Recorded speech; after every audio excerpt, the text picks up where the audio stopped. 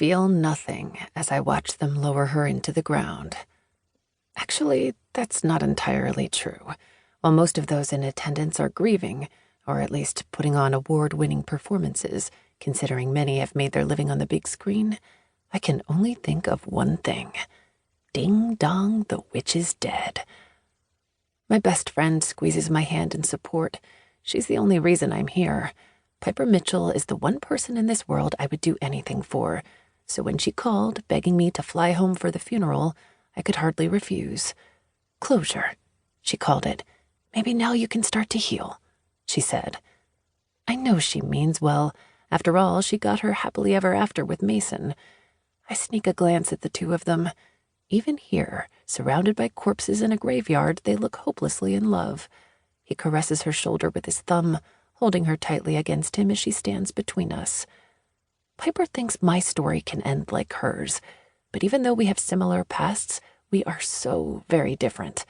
She grew up knowing love, the love of parents who would do anything to protect her, the love of sisters who would give their very lives for each other.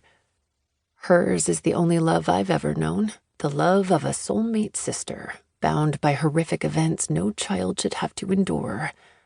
Piper's mother, Jan Mitchell, tried to take me under her wing. She tried to show me what the love of a real mother felt like, and she did a fabulous job. But it's not the same. It's not the same as having the love of the woman who birthed you, raised you, cuddled you when you were hurt, then ripped your heart out. As people take their turns throwing dirt onto the casket, I think back on this service. How could such a terrible person draw that kind of crowd? How could people speak about her as if she were a wonderful, caring, giving individual? My skin crawled as a few of the mourners told tales of her philanthropy.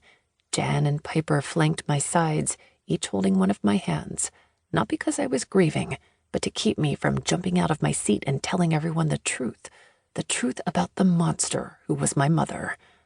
But I didn't stand up. I didn't say a word. I couldn't draw more attention to myself, especially since I knew he was probably there. I haven't seen my father since I was 12. That was 10 years ago. I know he's alive. Piper ran into him last year. She said he looked old, haggard, broken. Serves the bastard right for leaving his daughter the way he left me. I don't know if he's here. I haven't bothered to look around. The reality of what else, or more specifically, who else I might see here sickens me. So I've gone through the motions, hoping to remain invisible. I'm here for one reason, and one reason only. To see for myself that the bitch is gone. Charlie? I look up to see that people have disbanded and are walking back to their cars. You coming? Piper asks. Give me a minute, please. She nods before Mason escorts her through the maze of headstones. I watch them walk over to where the rest of the Mitchell clan is standing. None of them knew my mother. They all came for me. Piper's older sisters, Baylor and Skylar, accepted me as part of their family long ago, when I started escaping to their house in Maple Creek, Connecticut, where we grew up.